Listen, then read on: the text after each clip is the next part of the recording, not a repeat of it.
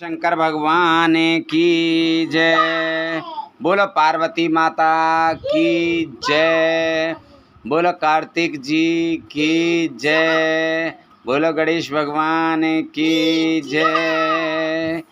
भोलेनाथ की जय।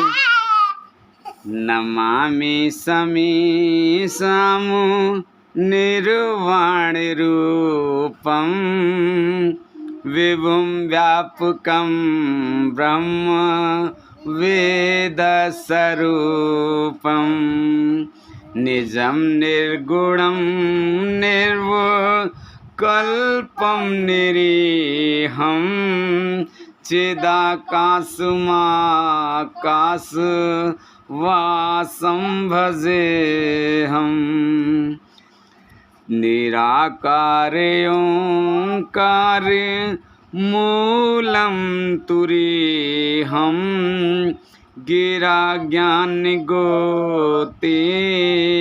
तमीशं गिरीशं करालं महाकाल कालं कृपालं गुणागार संसार पारं नतोऽहम् तुषारादि संकाश गौरं गंभीरं मनोभूतिकोटि प्रवासी शरीरं स्फुरन्मूलकल्लोल नीचार गंगा लसद्वालवालेन्दु कंठे भुजंगा चलत कुंडलं शुभ्र नेत्रं विशालं प्रसन्नामुनं नीले कंठं दयालं मृगाधीश चर्मं वरं मुण्डमालं प्रियं शङ्करं सर्वनाथं भजामि प्रचण्डं प्रगष्टं प्रचण्डं प्रगष्टं प्रगल्लं परेशम् अखण्डम् अजं भानु कोटिप्रकाशं त्रिशूल निर्मूल नमुशूलपाणिं भजेऽहं भवानी पतिं व्यावगम्यं कलातीतकल्याण कल्पान्तकारी सदा सच्चिदानंद दाता पुरारी चिदानंद संदो है मोहापहारी प्रसिद्ध प्रसिद्ध प्रभु मन्मथारी नयावद उमानाथ पादारविंदम भजन्ते हलोके परिवानरायणं न तावद सुखं शांत संतापनाशं प्रसीद प्रभु सर्व भूतादिवासं न जानामि योगं जपं नैव पूजा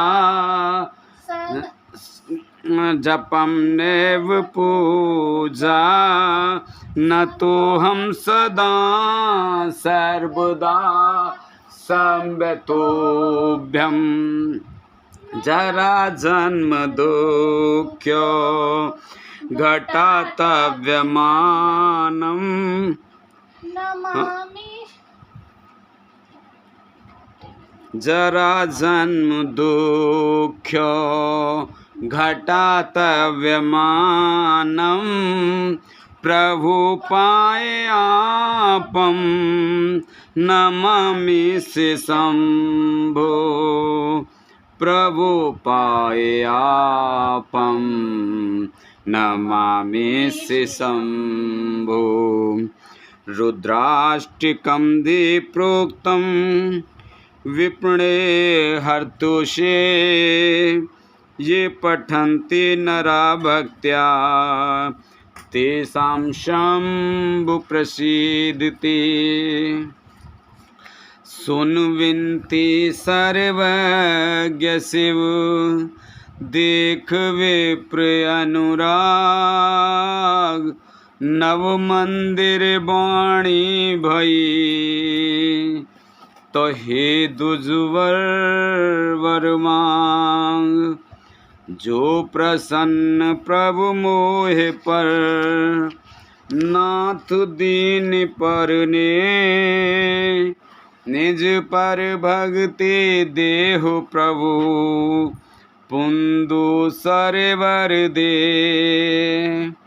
तब माया बस जीव जड़ संकट फिरहि बिलान तिन पर क्रोध न कीजिए कृपा सिंधु भगवान शंकर दीन दयाल मो पर हो कृपाल सात अनुग्रह होते नाथ तोर ही काल सियापत रामचंद्र पत जय शरणम शंकर हरि ओम जय जय सिया राम जय जय हनुमान हरि की जय मंगल भवन अमंगल हारी द्रवौ से दशरथ अजर बिहारी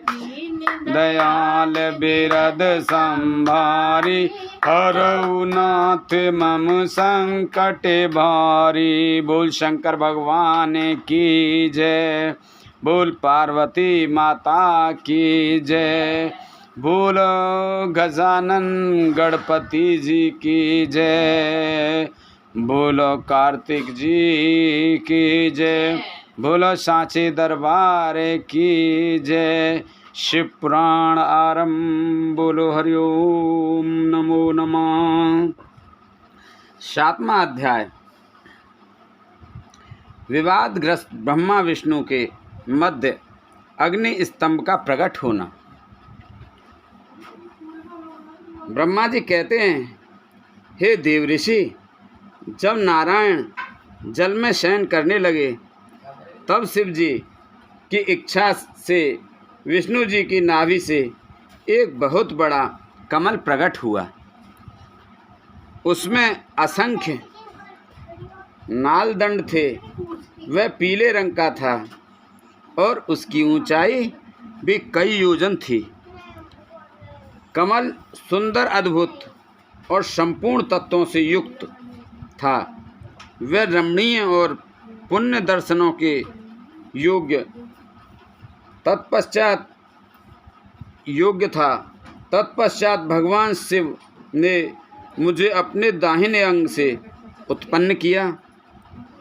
उन महेश्वर ने अपनी माया से मोहित कर नारायण देव के नाभि कमल में मुझे डाल दिया और लीला पूर्वक मुझे प्रकट किया। इस प्रकार उस कमल से पुत्र के रूप में मुझे जन्म मिला।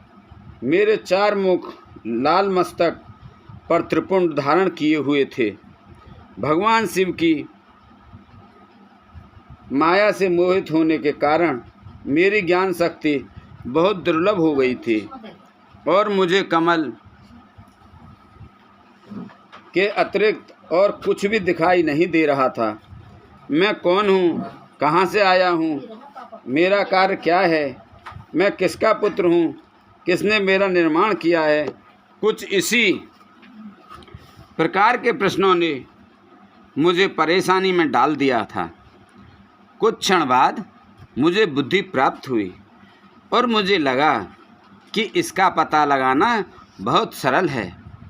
इस कमल का उद्गम स्थान इस जल में नीचे की ओर है और इसके नीचे मैं उस पुरुष को पा सकूंगा जिसने मुझे प्रकट किया है। यह सोचकर एक नाल को पकड़कर मैं 100 वर्षों तक नीचे की ओर उतरता रहा, परंतु फिर भी मैंने कमल की जड़ को नहीं पाया।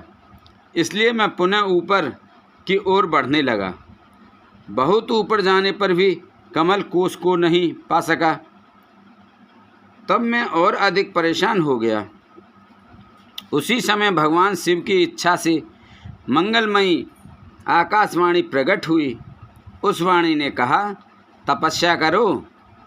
उस आकाशवाणी को सुनकर अपने पिता का दर्शन करने हेतु मैंने तपस्या करना आरंभ कर दिया और 12 वर्ष तक घोर तपस्या की। तब 4 भुजाधारी सुंदर नेत्रों से सुशोभित भगवान विष्णु प्रकट हुए। उन्होंने हाथों में शंख, चक्र, गदा और पद्म धारण कर रखे थे। उनका शरीर श्याम कांति से सुशोभित था। उनके मस्तक पर मुकुट विराजमान था तथा उन्होंने पीताम्बर वस्त्र और बहुत से आभूषण धारण किए हुए थे। वे करोड़ों कामदेवों के समान मनोहर दिखाई दे रहे थे और सांवली व सुनहरी आभा से शोभित थे। उन्हें वहाँ देखकर मुझे बहुत हर्ष व आश्चर्य हुआ। भगवान शिव की लीला से हम दोनों में विवाद छिड़ गया कि हम में बड़ा कौन है। उसी समय हम दोनों के बीच में एक ज्योतिर्मय लिंग प्रकट हो गया। हमने उसका पता लगाने का निश्चय किया। मैंने ऊपर की ओर और विष्णु जी ने नीचे की ओर। उस स्तंभ के आरंभ और अंत का पता लगाने के लिए चलना आरंभ किया, परंतु हम दोनों को उस स्तंभ का कोई ओर छोर नहीं मिला। थककर हम दोनों अपने उसी स्थान पर आ गए। हम दोनों ही शिव की माया से मोहित थे। श्री हरि ने सभी ओर से परमेश्वर शिव को प्रणाम किया। ध्यान करके हमें कुछ ज्ञात न हो सका। तब मैंने और श्री हरि ने अपने मन को शुद्ध करते हुए अग्नि स्तंभ को प्रणाम किया। हम दोनों कहने लगे, महाप्रभु, हम आपके स्वरूप को नहीं जानते। आप जो भी हुए, हम आपको नमस्कार करते हैं। आप शीघ्र ही हमें अपने असली रूप में दर्शन दें। इस प्रकार हम दोनों अपने अहंकार को भूलकर भगवान शिव को नमस्कार करने लगे। ऐसा करते हुए 100 वर्ष बीत गए।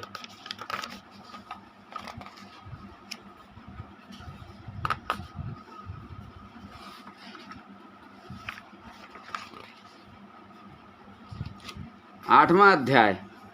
बोलो शंकर भगवान की जय। ब्रह्मा विष्णु को भगवान शिव के दर्शन। ब्रह्मा जी बोले, मुनि श्रेष्ठ नारद, हम दोनों देवता घमंड को भूलकर निरंतर भगवान शिव का स्मरण करने लगे। हमारे मन में ज्योतिर्लिंग के रूप में प्रकट परमेश्वर के वास्तविक रूप का दर्शन करने की इच्छा और प्रबल हो गई। शिवशंकर गरीबों के प्रतिपालक, अहंकारियों के गर्व को चूर करने वाले तथा सबके अविनाशी प्रभु हैं। वे हम पर दया करते हुए हमारी उपासना से प्रसन्न हो गए। उस समय वहाँ उन सुरश्रेष्ठ से ओम नाद स्पष्ट रूप से सुनाई देता था। उस नाद के विषय में मैं और विष्णु जी दोनों यही सोच रहे थे कि यह कहाँ से सुनाई पड़ रहा है। उन्होंने लिंग के दक्षिण भाग में सनातन आदिवर्ण आकार का दर्शन किया। उत्तर भाग में उकार का, मध्य भाग में मकार का और अंत में ओम नाद का साक्षात दर्शन एवं अनुभव किया। दक्षिण भाग में प्रकट हुए आकार का सूर्यमंडल के समान तेजोमय रूप देखकर जब उन्होंने उत्तर भाग में देखा तो वह अग्नि के समान दीप्तिशाली दिखाई दिया। तत्पश्चात ओम को देखा, जो सूर्य और चंद्रमंडल की भांति स्थित थे और जिनके शुरू एवं अंत का कुछ पता नहीं था, तथा सत्य, आनंद और अमृत स्वरूप परम ब्रह्म परायण ही दृष्टिगोचर हो रहा था। परंतु यह कहाँ से प्रकट हुआ है? इस अग्नि स्तंभ की उत्पत्ति कहाँ से है? यह श्री हरि सोचने लगे तथा इसकी परीक्षा लेने के संबंध में विचार करने लगे। तब श्री हरि ने भगवान शिव का चिंतन करते हुए वेद और शब्द के आवेश से युक्त हो अनुपम अग्नि स्तंभ के नीचे जाने का निर्णय लिया। मैं और विष्णु जी विश्वात्मा शिव का चिंतन कर रहे थे। तभी वहाँ एक ऋषि प्रकट हुए। उन्हीं ऋषि के द्वारा परमेश्वर विष्णु ने जाना कि इस शब्द ब्रह्म में शरीर वाले परम लिंग के रूप में साक्षात परम ब्रह्म स्वरूप महादेव जी प्रकट हुए हैं। ये चिंता रहित रुद्र हैं। परम ब्रह्म परमात्मा शिव का वाचक प्रणव ही है। वह एक सत्य परम कारण, आनंद, अकृत, परात्पर और परम ब्रह्म है। प्रणव के पहले अक्षर आकार से जगत के बीजभूत अर्थात ब्रह्मा जी का बोध होता है। दूसरे अक्षर उकार से सभी के कारण श्री हरि विष्णु का बोध होता है। तीसरा अक्षर मकार से भगवान शिव का ज्ञान होता है। आकार सृष्टिकर्ता, उकार मोह में डालने वाला और मकार नित्य अनुग्रह करने वाला है। मकार अर्थात भगवान शिव बीजी अर्थात बीज के स्वामी हैं, तो आकार अर्थात ब्रह्मा जी बीज हैं। उकार अर्थात विष्णु जी योनि हैं। महेश्वर बीजी बीज और योनि हैं। इन सभी को नाद कहा गया है। बीजी अपने बीज को अनेक रूपों में विभक्त करते हैं। बीजी भगवान शिव के लिंग से उकार रूप योनि में स्थापित होकर चारों तरफ ऊपर की ओर बढ़ने लगा। वह दिव्य अंड कई वर्षों तक जल में रहा। हजारों वर्ष के बाद भगवान शिव ने इस अंड को 2 भागों में विभक्त कर दिया। तब इसके 2 भागों में से पहला सुवर्ण में कपाल ऊपर की ओर स्थित हो गया, जिससे स्वर्गलोक उत्पन्न हुआ, तथा कपाल के नीचे के भाग से 5 तत्वों वाली पृथ्वी प्रकट हुई। उस अंड से चतुर्मुख ब्रह्मा उत्पन्न हुए, जो समस्त लोकों के सृष्टा हैं। भगवान महेश्वर ही ए, उ व मैं त्रिविध रूपों में वर्णित हैं। इसलिए ज्योतिर्लिंग स्वरूप सदाशिव को ओम कहा गया है। इसकी सिद्धि यजुर्वेद में भी होती है। देवेश्वर शिव को जानकर विष्णु जी ने शक्ति संभूत मंत्रों द्वारा उत्पन्न उत्तम एवं महान आविद्य से शोभित भगवान शिव की स्तुति करनी शुरू कर दी। इसी समय मैंने और विश्वपालक भगवान विष्णु ने एक अद्भुत व सुंदर रूप देखा, जिसके 5 मुख, 10 भुजा, कपूर के समान गौरवर्ण, परम कांति में अनेक आभूषणों से विभूषित, महान उदार, महावीरवान और महापुरुषों के लक्षणों से युक्त था, और जिसके दर्शन पाकर मैं और विष्णु जी धन्य हो गए। तब परमेश्वर महादेव भगवान प्रसन्न होकर अपने दिव्यमय रूप में स्थित हो गए। आकार उनका मस्तक और आकार ललाट है। इकार दाहिना और इकार बायां नेत्र है। उकार दाहिना और ऊकार बायां कान है। ऋकार दायां और ऋकार बायां गाल है। ले लिंग उनकी नाक के छिद्र हैं। एकार और एकार उनके दोनों होठ हैं। ओकार और ओकार उनकी दोनों दंत पंक्तियां हैं। अम और एह देवादिदेव शिव के तालु हैं। कै आदि 5 अक्षर उनके दाहिने 5 हाथ हैं, और च आदि बाएं 5 हाथ हैं। तय और टैग से शुरू 5 अक्षर उनके पैर हैं।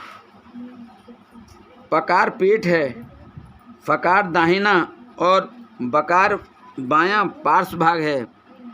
भकार कंधा, मकार हृदय है, हकार नाभि है। यह से स तक के 7 अक्षर 7 धातुएं हैं जिनसे भगवान शिव का शरीर बना है। इस प्रकार भगवान महादेव व भगवती उमा के दर्शन कर हम दोनों कृतार्थ हो गए। हमने उनके चरणों में प्रणाम किया। तब हमें 5 कलाओं से युक्त ओंकार जनित मंत्र का साक्षात्कार हुआ। तत्पश्चात महादेव जी ओम तत्त्वमसि महावाक्य दृष्टिगोचर हुआ, जो परम उत्तम मंत्र रूप है। इसके बाद धर्म और अर्थ का साधक बुद्धि स्वरूप 24 अक्षरीय गायत्री मंत्र प्रकट हुआ, जो पुरुषार्थ रूपी फल देने वाला है।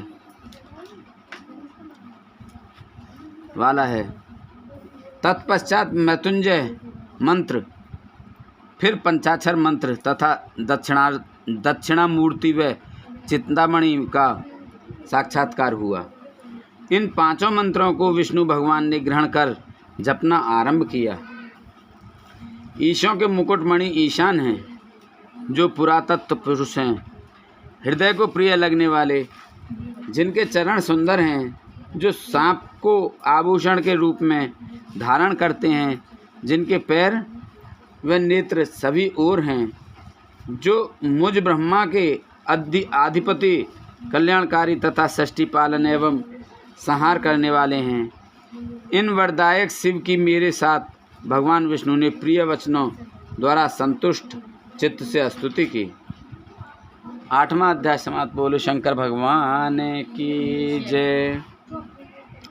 9वां अध्याय देवी उमा एवं भगवान शिव का प्राकट्य एवं उपदेश देना। ब्रह्मा जी बोले, नारद, भगवान विष्णु द्वारा दी गई अपनी स्तुति सुनकर कल्याणमयी शिव बहुत प्रसन्न हुए और देवी उमा सहित वहाँ प्रकट हो गए। भगवान शिव के 5 मुख थे और हर मुख में 3-3 नेत्र थे। मस्तक में चंद्रमा, सिर पर जटा तथा संपूर्ण अंगों में विभूति लगा रखी थी। 10 भुजा वाले गले में नीलकंठ आभूषणों में विभूषित और माथे पर भस्म का त्रिपुंड लगाए थे। उनका यह रूप मन को मोहित करने वाला और परम आनंदमयी था।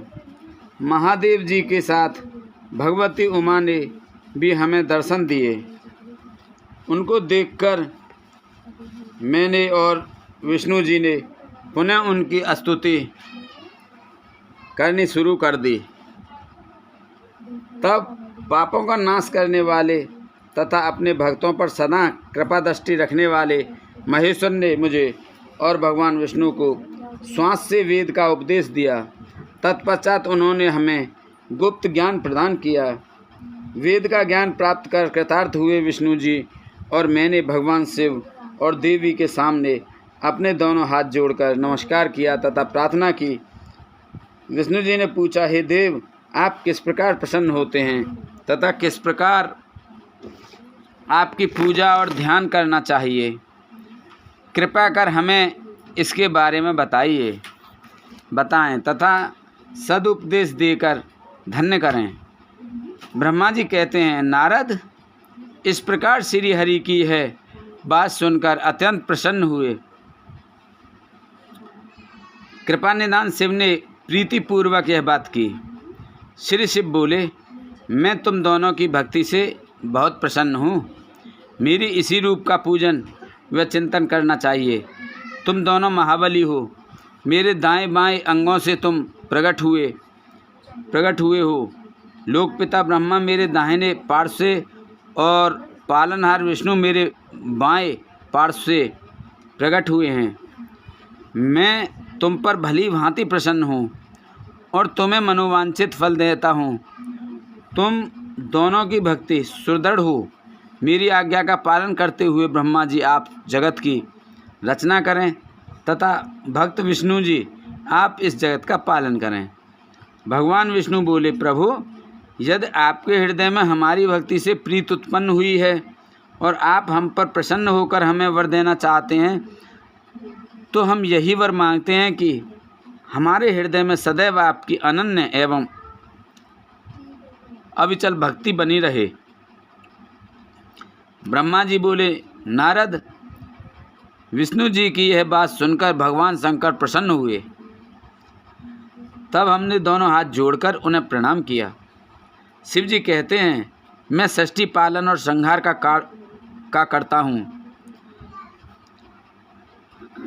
मेरा स्वरूप सगुण और निर्गुण है।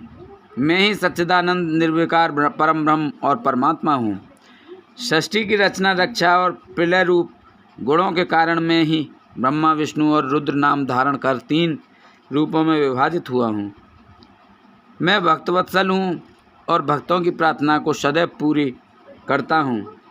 मेरे इसी अंश से रुद्र की उत्पत्ति होगी। पूजा की विधि विधान की दृष्टि से हम में कोई अंतर नहीं होगा। विष्णु, ब्रह्मा और रुद्र तीनों एक रूप होंगे। इनमें भेद नहीं है। इनमें जो भेद मानेगा वह घोर नरक को भोगेगा। मेरा शिवरूप सनातन है तथा सभी का मूलभूत रूप है।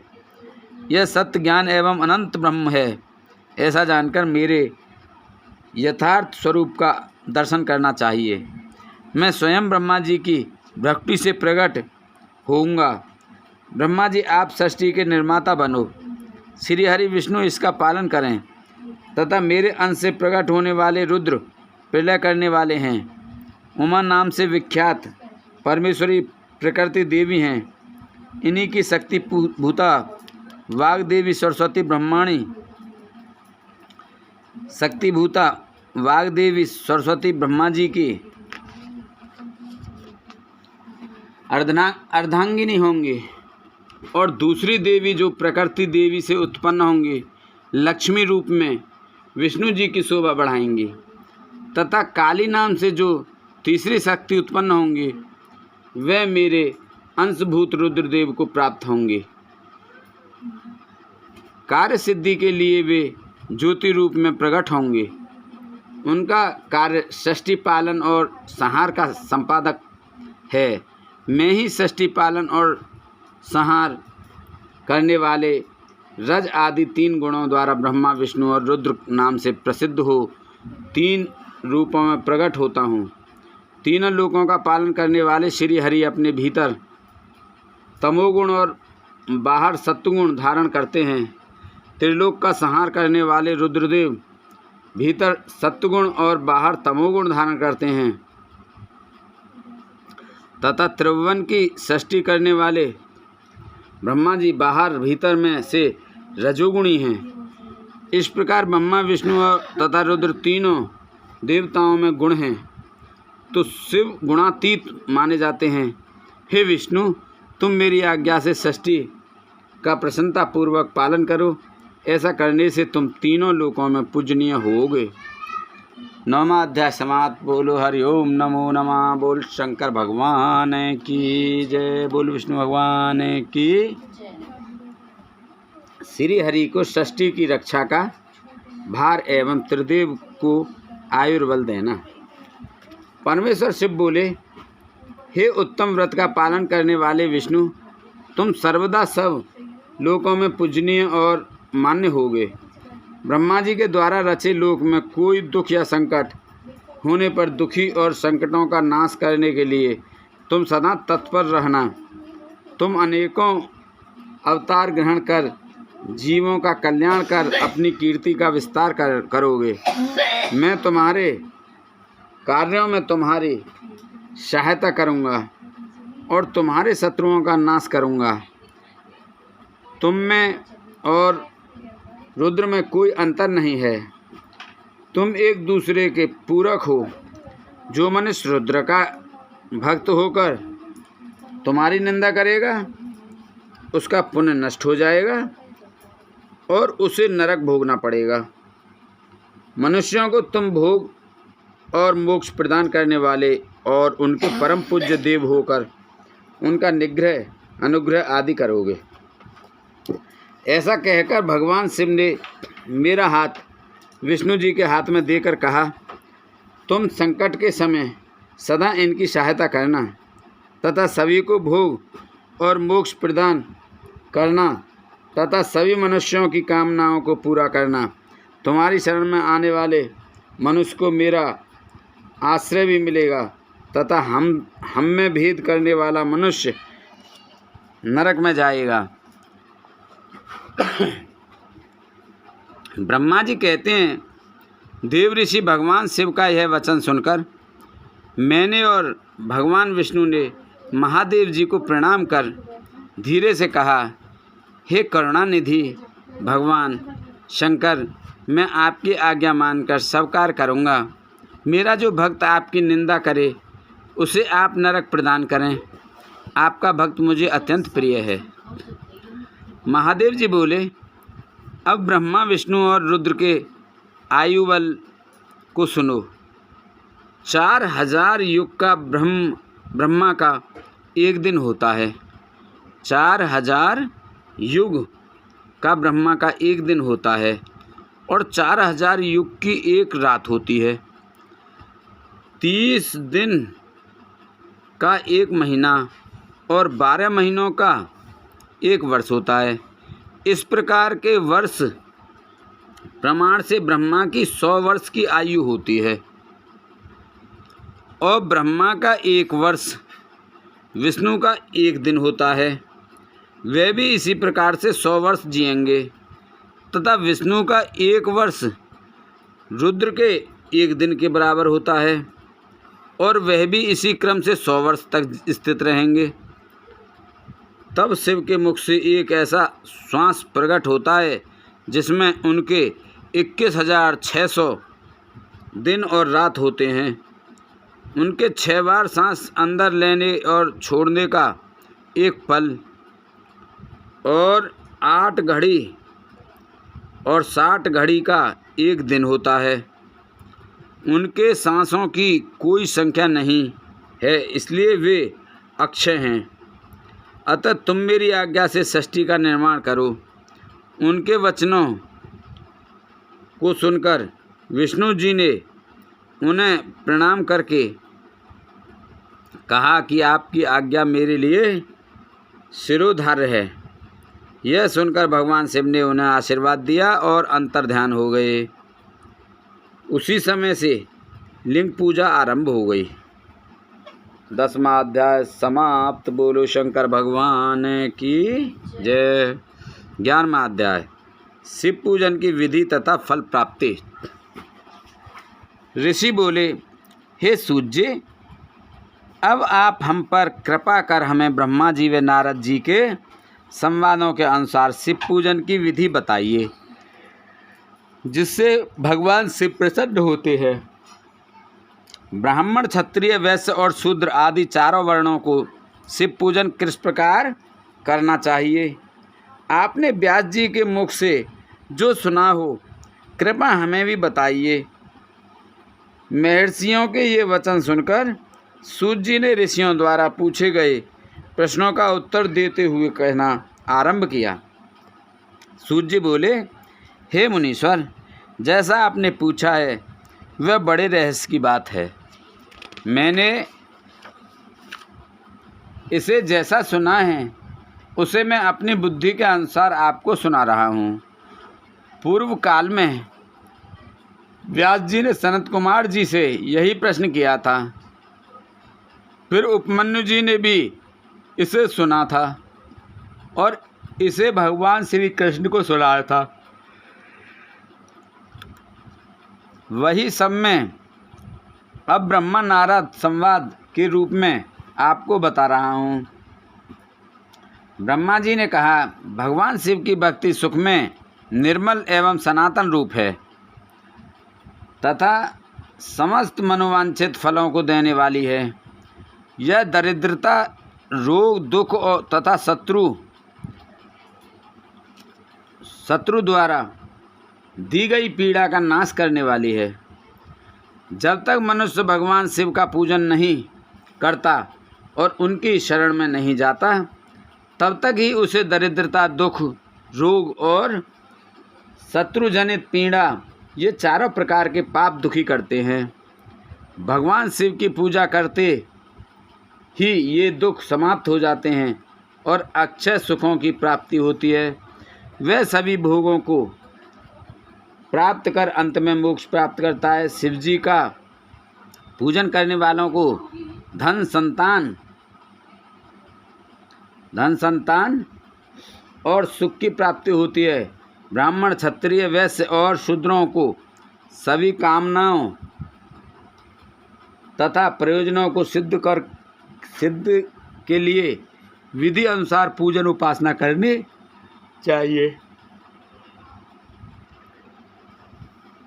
ब्रह्म मुहूर्त में उठकर गुरु तथा शिव का स्मरण करके तीर्थों का चिंतन एवं भगवान विष्णु का ध्यान करें। फिर मेरा स्मरण चिंतन करके स्तोत्र पाठ पूर्व शंकर जी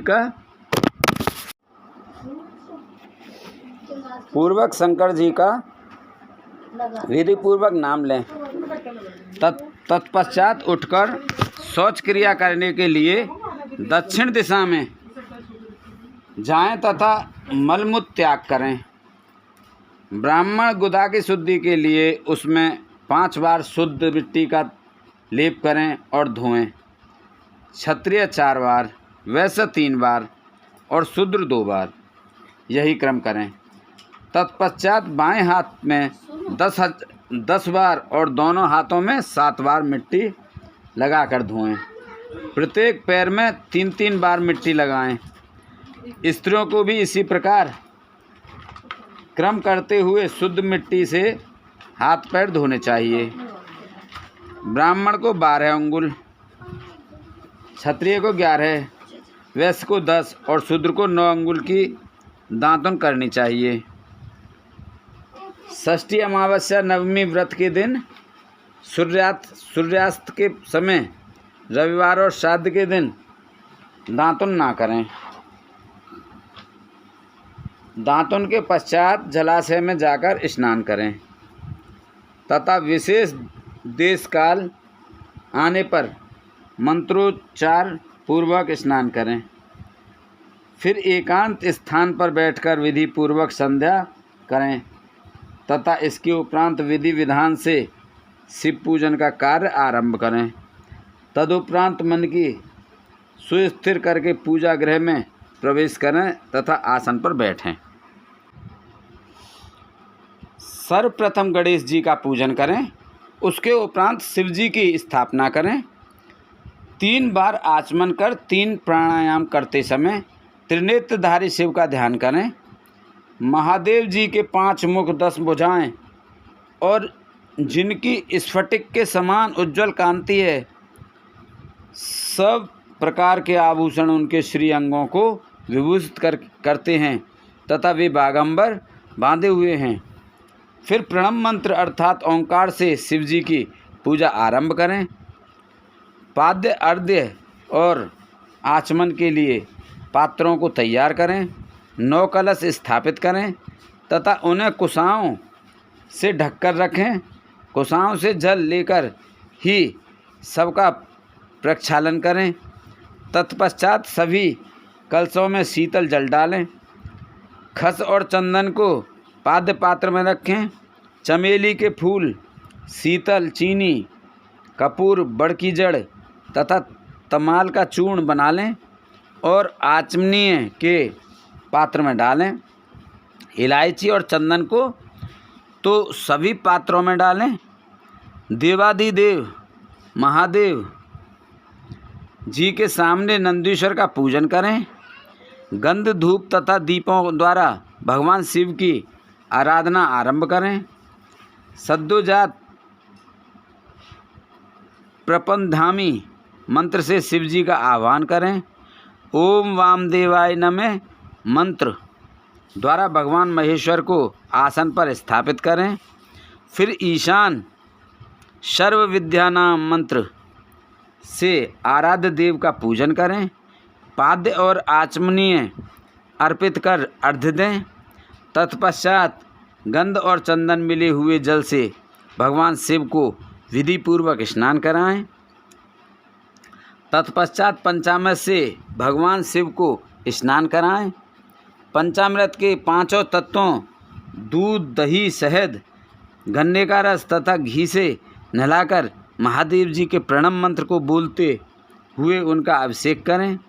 जल पात्रों में शुद्ध व शीतल जल लें।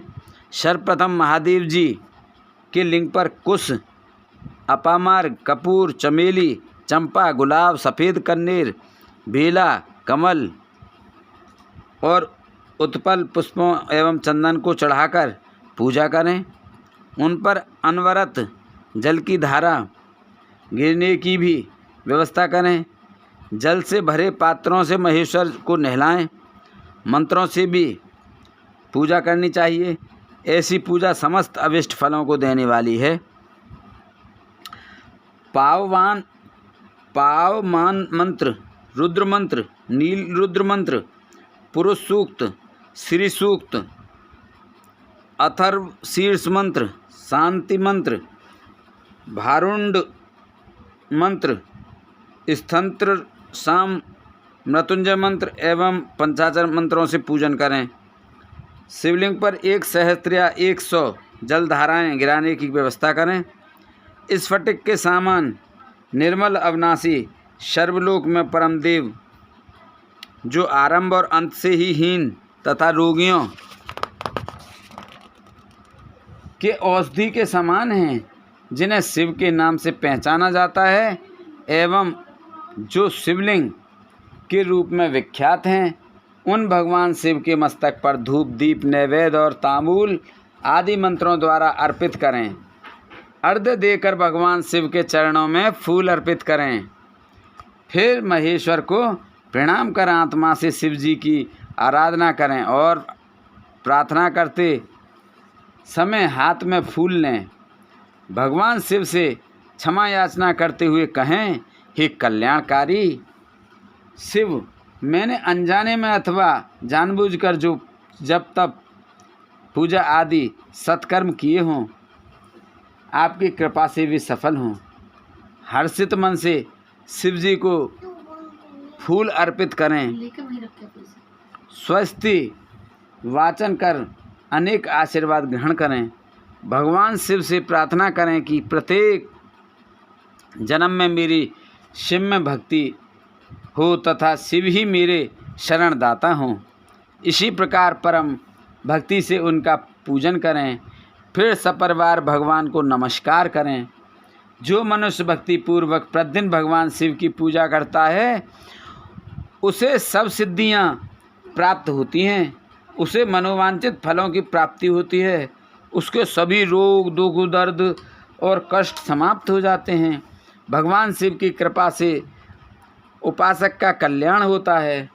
भगवान शंकर की पूजा से मनुष्य में सद्गुणों की वृद्धि होती है। यह सब जानकर नारद अत्यंत प्रसन्न हुए।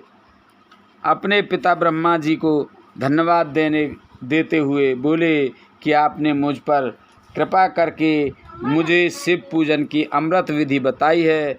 शिव भक्ति समस्त भोग और मोक्ष प्रदान करने वाली है।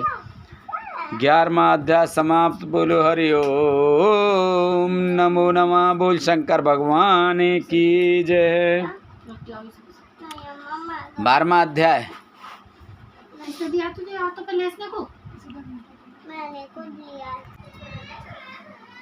12वां अध्याय, देवताओं को उपदेश देना।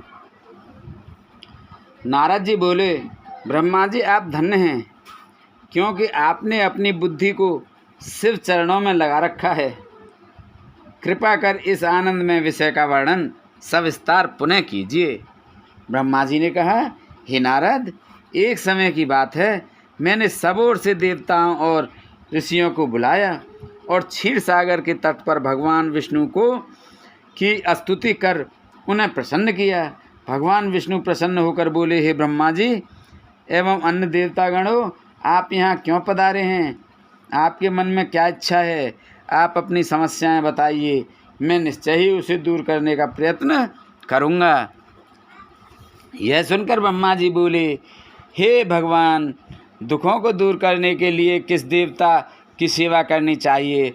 तब भगवान विष्णु ने उनके प्रश्न का उत्तर देते हुए कहा, हे ब्रह्मा, भगवान शिव शंकर ही सब दुखों को दूर करने वाले हैं। सुख की कामना करने वाले मनुष्य को उनकी भक्ति में सदैव लगे रहना चाहिए।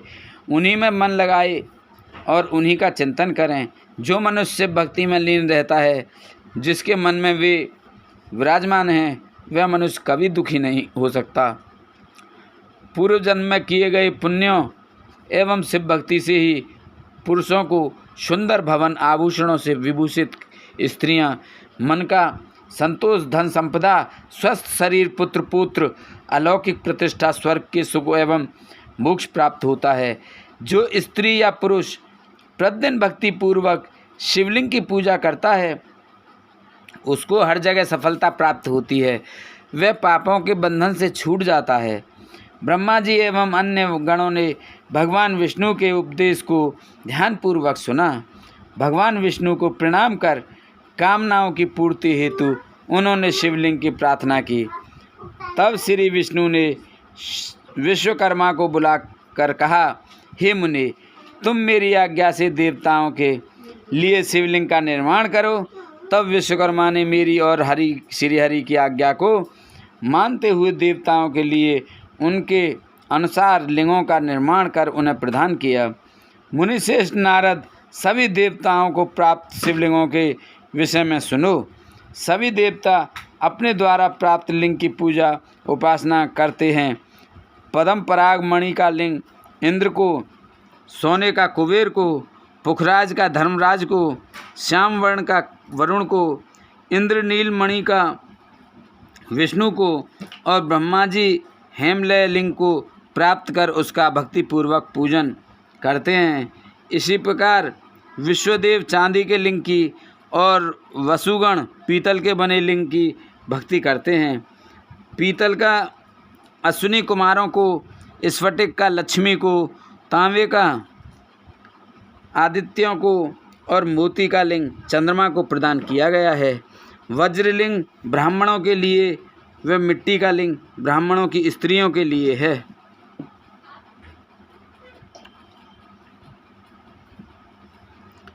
मयासुर चंदन द्वारा बने लिंग का और नागों द्वारा मूंगे के बने शिवलिंग का आदरपूर्वक पूजन किया जाता है। देवी मक्खन के बने लिंग की अर्चना करती हैं। योगीजन भस्म में लिंग की, यक्षगण दधी से निर्मित लिंग की, छाया देवी आटे के लिंग और ब्रह्मा पत्नी रत्न में शिवलिंग की पूजा करती हैं। बाणासुर पार्थिव लिंग की पूजा करता है। भगवान विष्णु ने देवताओं को उनके हित के लिए शिवलिंग के साथ पूजन विधि भी बताई। देवताओं के वचनों को सुनकर मेरे हृदय में हर्ष की अनुभूति हुई। मैंने लोगों का कल्याण करने वाली शिव पूजा की उत्तम विधि बताई। यह शिव भक्ति समस्त अभिष्ट फलों को प्रदान करने वाली है। इस प्रकार लिंगों के विषय में बताकर ब्रह्मा जी ने शिवलिंग व शिव भक्ति की महिमा का वर्णन किया। शिव पूजन भोग और मोक्ष प्रदान करने वाला मनुष्य जन्म उच्च कुल में प्राप्त करना अत्यंत दुर्लभ है। इसलिए मनुष्य रूप में जन्म लेकर मनुष्य को शिव भक्ति में लीन रहना चाहिए। शास्त्रों द्वारा बनाए गए मार्ग का अनुसरण करते हुए, जाति के नियमों का पालन करते हुए कर्म करें। संपत्ति के अनुसार दान आदि दें। जप तप यज्ञ और ध्यान करें। ध्यान के द्वारा ही परमात्मा का साक्षात्कार होता है। भगवान शंकर अपने भक्तों के लिए सदा उपलब्ध रहते हैं। जब तक ज्ञान की प्राप्ति न हो तब तक कर्मों से ही आराधना करें। इस संसार में जो वस्तु संत असंत रूप में दिखती है अथवा सुनाई देती है, वह परम ब्रह्म शिव रूप है।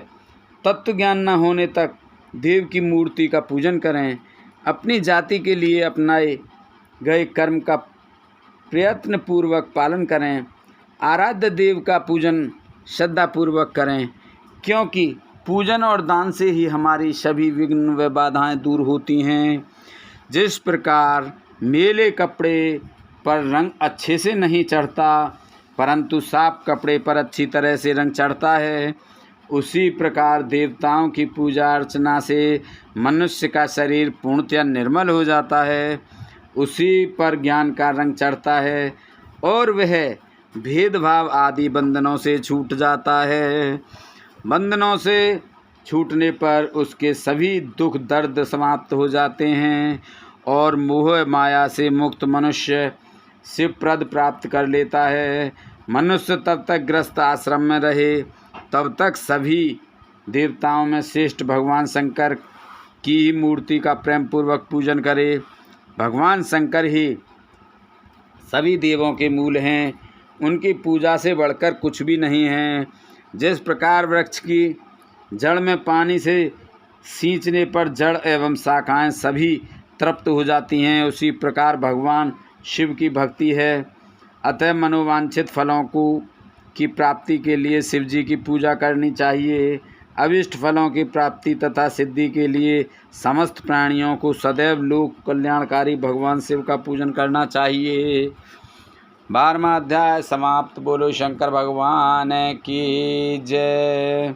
13वां अध्याय शिव पूजन की श्रेष्ठ विधि। 13वां अध्याय शिव पूजन की श्रेष्ठ विधि। ब्रह्मा जी कहते हैं, हे नारद, अब मैं शिव पूजन की सर्वोत्तम विधि बताता हूँ। यह विधि समस्त अभिष्ट तथा सुखों को प्रदान करने वाली है। उपासक ब्रह्म मुहूर्त में उठकर जगदम्बा पार्वती और भगवान शिव का स्मरण करे, दोनों हाथ जोड़कर उनके सामने सिर झुकाकर भक्तिपूर्वक प्रार्थना करे, हे देवेश उठिए, हे त्रिलोकीनाथ उठिए, मेरे हृदय में निवास करने वाले देव उठिए और पूरे ब्रह्मांड का मंगल कीजिए। हे प्रभु, मैं धर्म अधर्म को नहीं जानता हूँ, आपकी प्रेरणा से ही मैं कार्य करता हूँ। फिर गुरु चरणों का ध्यान करते हुए कमरे से निकलकर शौच आदि से निवृत्त हो, मिट्टी और जल से देह को शुद्ध करें, दोनों हाथों और पैरों को धोकर दातुन करें तथा 16 बार जल की अंजलियों से मुंह को धोएं। ये कार्य सूर्योदय से पूर्व ही करें। हे देवताओं और ऋषियों, षष्ठी प्रतिपदा, अमावस्या, नवमी और रविवार के दिन दातुन ना करें। नदी अथवा घर में समय से स्नान करें। मनुष्यों को देश और काल के विरुद्ध स्नान नहीं करना चाहिए। रविवार, श्राद्ध, संक्रांति, ग्रहण, महादान और उपवास वाले दिन गर्म जल में स्नान ना करें। क्रम से वारों को देखकर ही तेल लगाएं। जो मनुष्य नियम पूर्वक रोज़ तेल लगाता है, उसके लिए तेल लगाना किसी भी दिन दूषित नहीं है। सरसों के तेल को ग्रहण के दिन प्रयोग में न लाएं। इसके उपरांत स्नान पूर्व या उत्तर की ओर मुख करके करें। स्नान के उपरांत स्वस्थ अर्थात धुले हुए वस्त्र को धारण करें।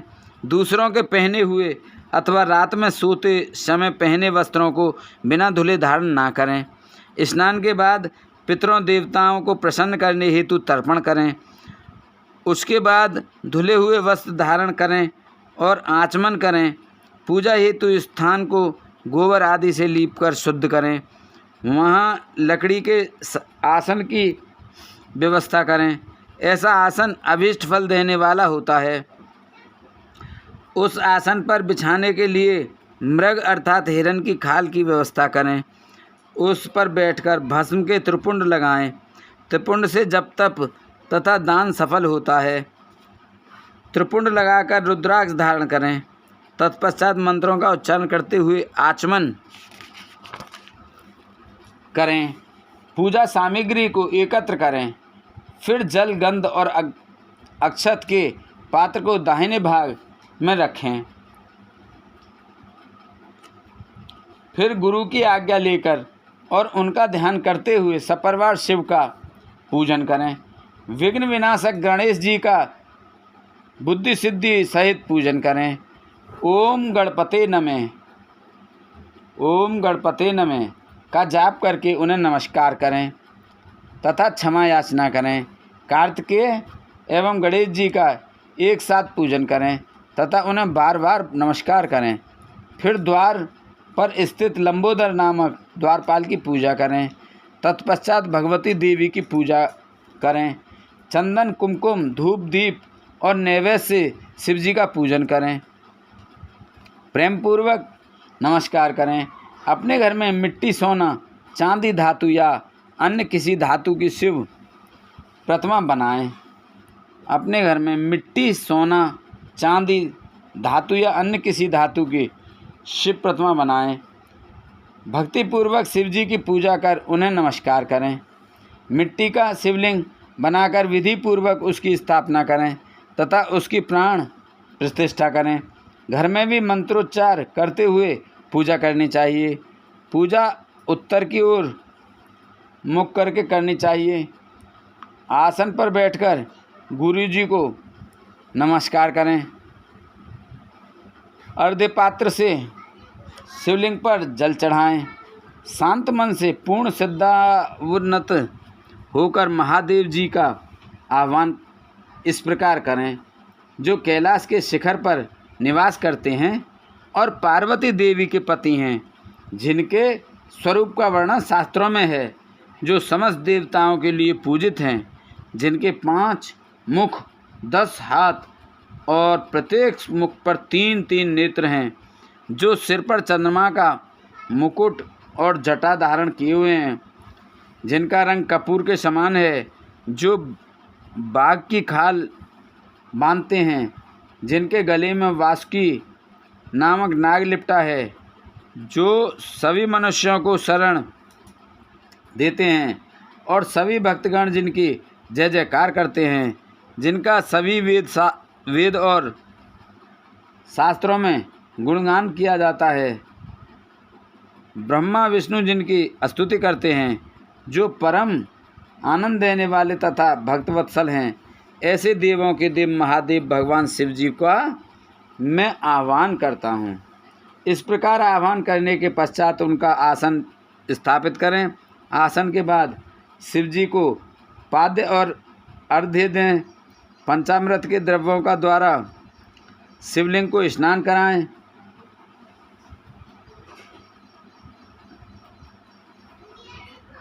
तथा मंत्रों सहित द्रव्य अर्पित करें।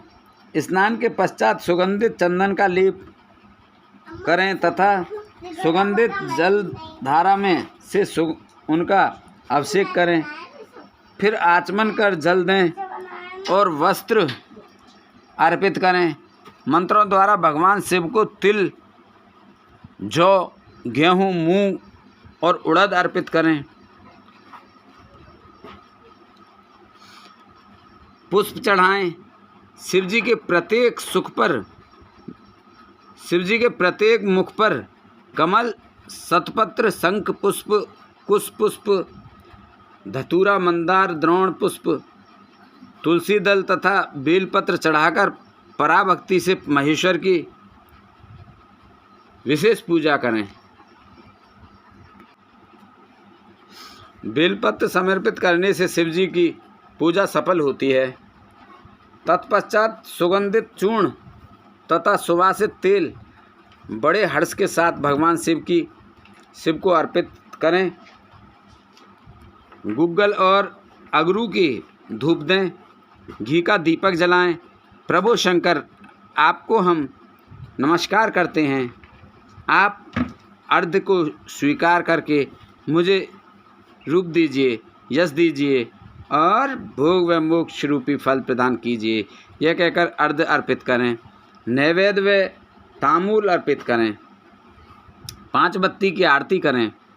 4 बार पैरों में, 2 बार नाभि के सामने, 1 बार मुख के सामने तथा संपूर्ण शरीर में 7 बार आरती दिखाएं। तत्पश्चात शिव जी की परिक्रमा करें। हे प्रभु शिव शंकर, मैंने अज्ञान में अथवा जानबूझकर जो पूजन किया है वह आपकी कृपा से सफल हो। हे भगवान, मेरे प्राण आप में लगे हैं, मेरा मन सदा आपका ही चिंतन करता है। हे गौरीनाथ, भूतनाथ, आप मुझ पर प्रसन्न होइए। प्रभु, जिनके पैर लड़खड़ाते हैं उनका आप ही एकमात्र सहारा हैं।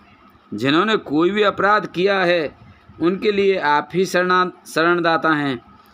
यह प्रार्थना करके पुष्पांजलि अर्पित करें तथा पुनः भगवान शिव को नमस्कार करें।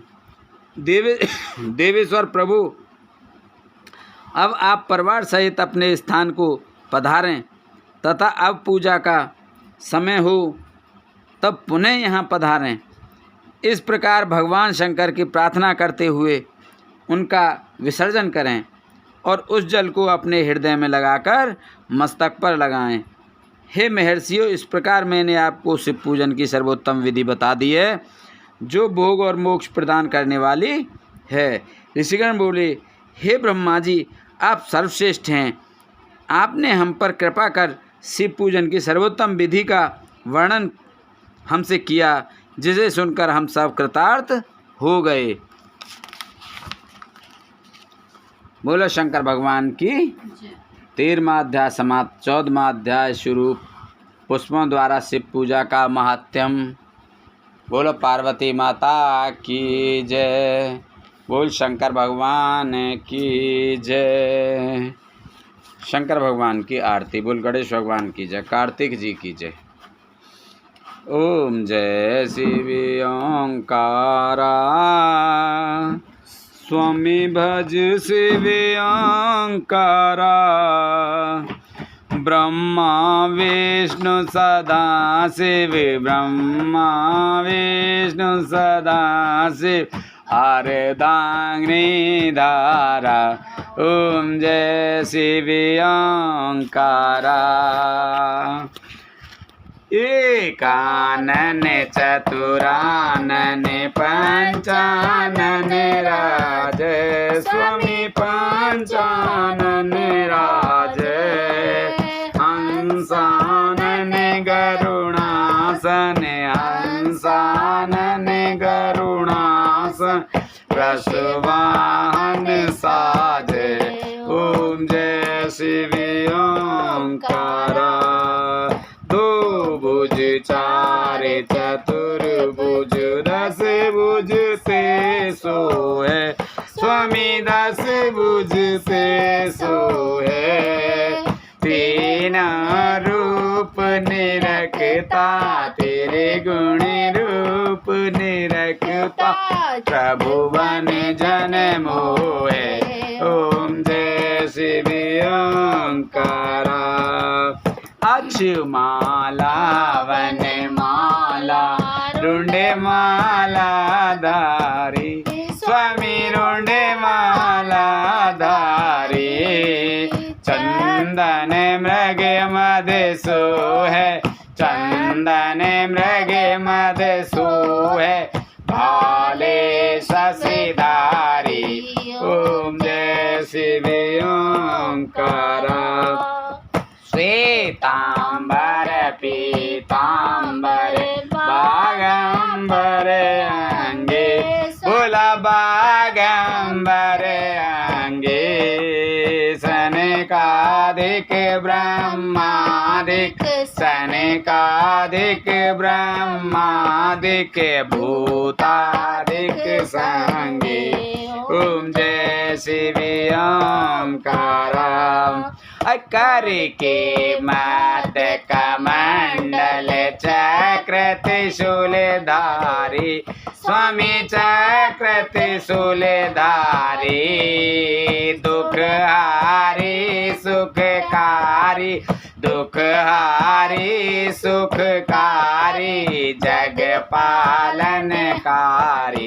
ओम जय शिव ओंकारा। ब्रह्मा विष्णु सदा शिव, जानते अविवेका, स्वामी जानते अविवेका। प्रणवाक्षर में शोभित, प्रणवाक्षर में शोभित, ये तीनों दिखाओ। ओम जय शिव ओंकारा। त्रिगुण शिव जी की आरती जो कोई नर गावे, स्वामी प्रेम साहित्य गावे। कहते शिवानंद स्वामी भजते हरि हरि, स्वामी मने वांछित फल पावे। ओम जय शिव ओंकारा, जय शिव ओंकारा, स्वामी भज शिव ओंकारा। ब्रह्मा विष्णु सदा शिव, ब्रह्मा विष्णु सदा शिव अर्धांगिनी द्वारा। ओम जय शिव ओंकारा। बोल शंकर भगवान की जय, बोल पार्वती माता की जय, बोल कार्तिक जी की जय, बोल गणेश भगवान की जय, बोल तुलसा मैया, गंगे मैया, गैया मैया, संतोषी माता, पृथ्वी माता, कालका मैया की जय। हर हर महादेव शंभू,